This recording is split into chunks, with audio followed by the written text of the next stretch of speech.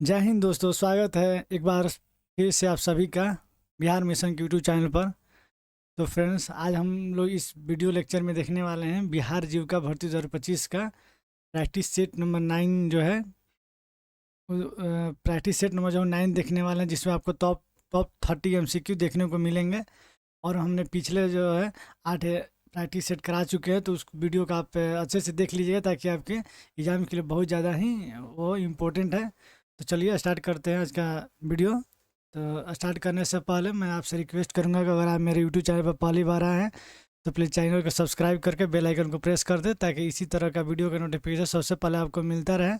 और वीडियो अच्छी लगे तो लाइक करें, अपने दोस्तों तक शेयर करें। तो चलिए देखते हैं आज का पहला क्वेश्चन। तो जो पहला क्वेश्चन है, मगध साम्राज्य की राजधानी पाटलिपुत्र का पुराना नाम क्या था? आपको बताना है जो मगध साम्राज्य की राजधानी पाटलिपुत्र था उसका पुराना नाम क्या था। तो उसका पुराना नाम है, वो हो जाएगा पाटलीग्राम, यानी कि बी जो है आपका राइट आंसर हो जाएगा। ये याद रखिए फ्रेंड, पाटलीग्राम होगा। नेक्स्ट क्वेश्चन देखते हैं। अस्मक जनपद का प्रमुख केंद्र वर्तमान बिहार के किस भाग में से संबंध है? अस्मक जनपद वर्तमान बिहार में किस भाग से संबंध है? तो दूसरा जो आपका राइट आंसर हो जाएगा वो हो जाएगा भोजपुर, यानी कि सी जो आपका राइट आंसर हो जाएगा। नेक्स्ट क्वेश्चन देखते हैं कि नंद वंश के संस्थापक जो है महान महापदम नंद जो है किस राजवंश के अंतर्गत कार्य करते थे? नंद वंश के संस्थापक के बारे में आपको बताना है कि नंद वंश के संस्थापक जो है वो किस राजवंश के अंतर्गत कार्य करते थे। इसका जो आपका राइट आंसर हो जाएगा थ्री का, वो हो जाएगा बी, शिशुनाग वंश। आपको कुछ यहाँ पे इम्पोर्टेंट फैक्ट जानने की बता आपको कुछ यहाँ पे इम्पोर्टेंट फैक्ट्स जानने चाहिए, जैसे कि नंद वंश का, मगध वंश का स्टार्ट शुरुआत कब हुआ था, और महाजनपद कितने थे।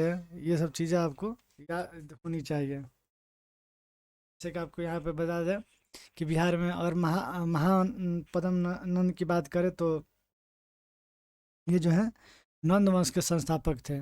कौन थे? नंद वंश के संस्थापक थे। संस्थापक थे कौन? महापदम नंद। ठीक। शिशुनाग कौन थे? तो शिशुनाग जो थे वो थे, शिशुनाग थे, शिशुनाग वंश के संस्थापक थे।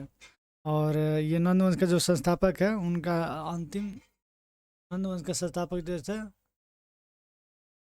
संस्थापक थे कौन? महापदम नंद। और इसका अंतिम जो है, नंद वंश का अंतिम शासक कौन था? नंद वंश का अंतिम शासक था, वो था घनानंद। घनानंद जो था वो अंतिम शासक था। चलिए और देखते हैं कि बिहार के महाजनपद के बारे में अगर डिस्कस करते हैं। बिहार में मेनली आपको मैंने बताया था कि महाजनपद है जो, वो 3 है। मेनली बिहार में वो पाया जाता है। यहाँ से कुछ आके पूछे जाते हैं। तो 16 महाजनपद की जो है प्रारंभिक साहित्य जो है उल्लेख करता है बौद्ध ग्रंथ में आपको मिलेगा इसका। बौद्ध ग्रंथ के अंगुत्तर निकाय में आपको महाजनपद के बारे में आपको पढ़ने को मिलेगा। तो बौद्ध ग्रंथ के अंगुत्तर निकाय में। और जैन धर्म के भगवती सूत्र में। ठीक। ये चीज़ आप याद रखिएगा कि भगवती सूत्र में आपको देखने को मिलेगा। फिर अगर बात करते कौन कौन महाजनपद थे, तो एक था अंग। अंग था, इसकी राजधानी क्या थी? चंपा।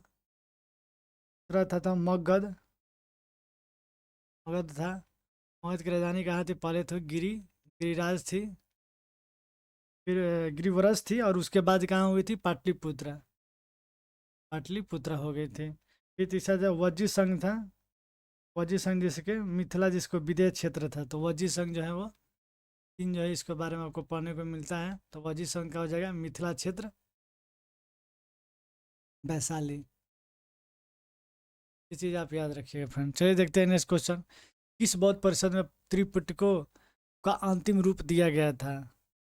इसका जो आपका राइट आंसर हो जाएगा तृतीय, यानी कि पाटलिपुत्रा में।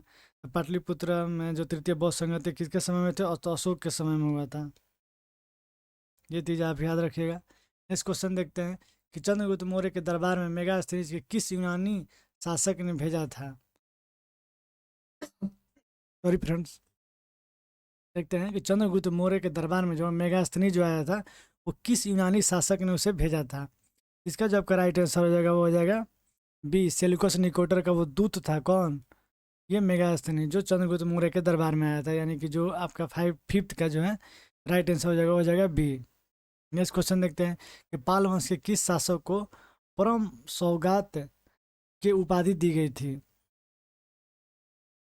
तो पाल वंश के किस शासक को जो परमो सौगात की उपाधि दी गई थी, तो इसका जो आपका राइट आंसर हो जाएगा वो हो जाएगा बी, यानी कि धर्मपाल को ये उपाधि दी गई थी। तो बी जो है आपका राइट आंसर हो जाएगा। नेक्स्ट क्वेश्चन देखते हैं, शेर शाह सूरी द्वारा निर्मित प्रसिद्ध मोती महल कहाँ स्थित है। मोती महल की बात करें तो मोती महल वो रोहतासगढ़ में स्थित है, यानी कि सी जो है इस क्वेश्चन का आपका राइट आंसर हो जाएगा। नेक्स्ट क्वेश्चन देखते हैं कि बिहार में महानंदा नदी किस राज्य से होकर प्रवेश करती है। तो सभी को पता है कि फ्रेंड्स महानंदा जो है वो पश्चिम बंगाल से होकर बिहार में प्रवेश करती है। तो इसका जो राइट आंसर हो जाएगा वो हो जाएगा सी। नेक्स्ट क्वेश्चन देखते हैं, और यहाँ पे मिलनी बात करें कि कितना क्या है के बारे में आप लोग देखेंगे। अगर मैप है इसी तरह से व्यवस्थित करके समझा देता हूँ, क्वेश्चन छूटे नहीं है, देख सकते हैं। ये जो है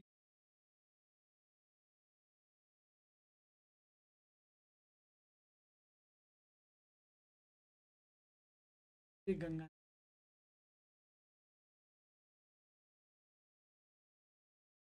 बिहार में इंटर करती है चौसा से, तो बक्सर एक जगह है वहाँ से ये इंटर करती है, फिर वो कटिहार में रुकसेला से यहाँ से बाहर निकल जाती है।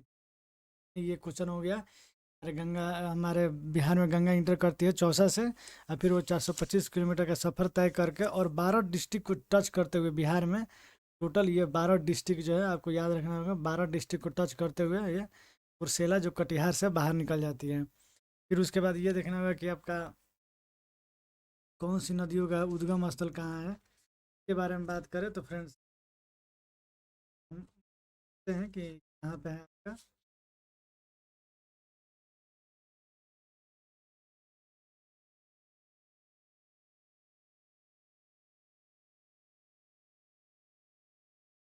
अब आप देख सकते हैं कि जो कुछ प्रमुख नदियाँ हैं जो हम आपके बारे में उसके बारे में बताते हैं। जैसे देखिए यहाँ पे हम इसको इरेज कर लेते हैं।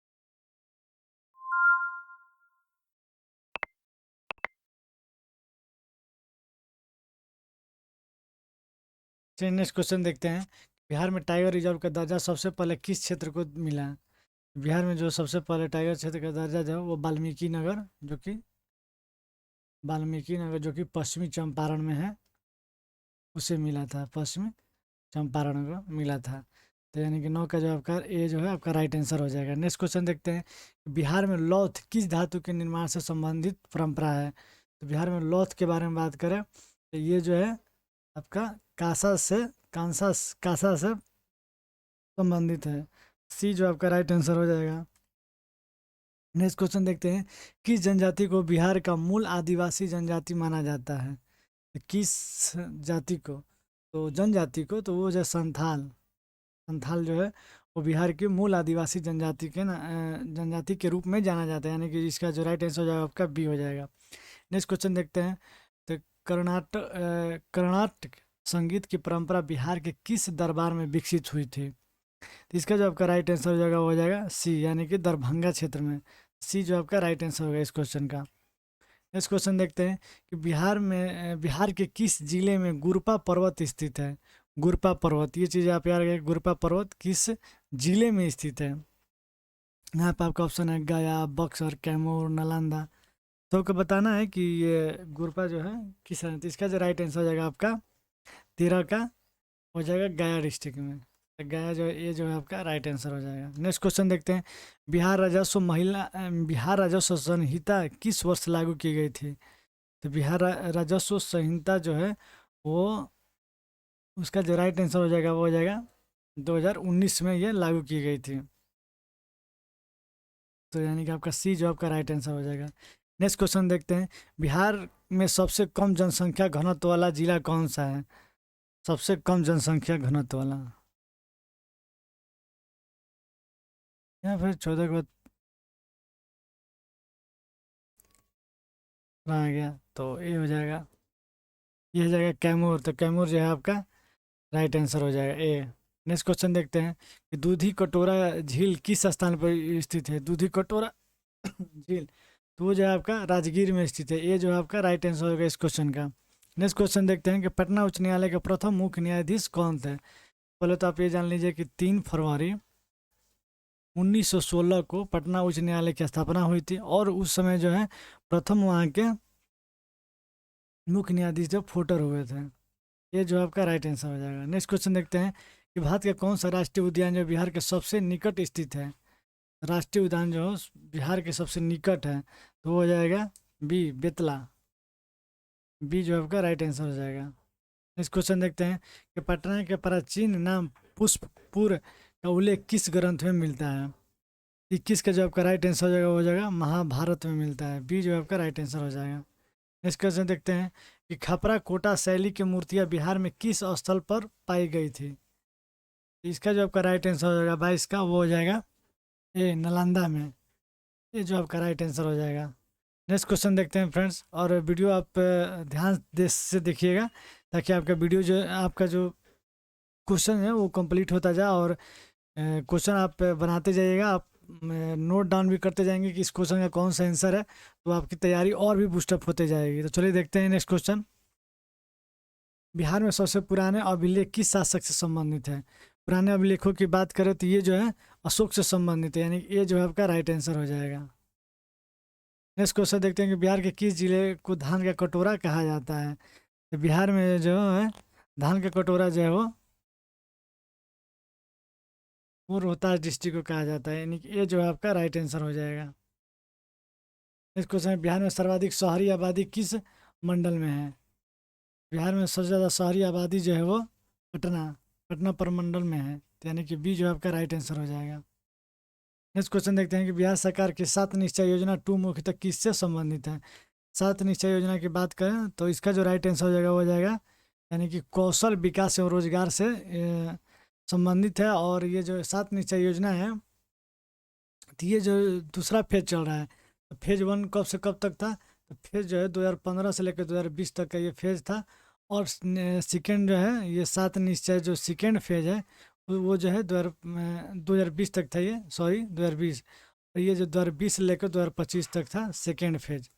7 निश्चय जिसमें 7 योजनाएं को आपको बारे में जानना है। चलिए नेक्स्ट क्वेश्चन देखते हैं, दरभंगा राज्य के संस्थापक कौन थे। तो दरभंगा राज्य के संस्थापक जो आपका राइट आंसर हो जाएगा महाराज सर काशीराम जो है, ये जो आपके दरभंगा के संस्थापक थे। तो सी जो आपका राइट आंसर हो जाएगा। नेक्स्ट क्वेश्चन देखते हैं, बिहार के किस स्थान को पहाड़ों की रानी कहा जाता है। ये जो आपका राइट आंसर हो जाएगा इसका हो जाएगा मुंगेर। ये जो आपका राइट आंसर हो जाएगा। नेक्स्ट क्वेश्चन देखते हैं कि बिहार में गंगा नदी की कुल लंबाई कितनी है। बिहार में जो है गंगा की कुल लंबाई 425 किलोमीटर है। तो फ्रेंड्स ये वीडियो 425 किलोमीटर है ना, हाँ सॉरी, इसका जो राइट आंसर 425। अब नेक्स्ट क्वेश्चन देखते हैं कि बिहार के किस जिले में तिलका मांझी का जन्म हुआ था। तो तिलका मांझी का जन्म जो है वो भागलपुर डिस्ट्रिक्ट में हुआ था। ठीक, और भागलपुर में और किसके लिए प्रसिद्ध है, तो सिल्क सिटी के नाम से भी इसे जाना जाता है, सूती वस्त्र के लिए।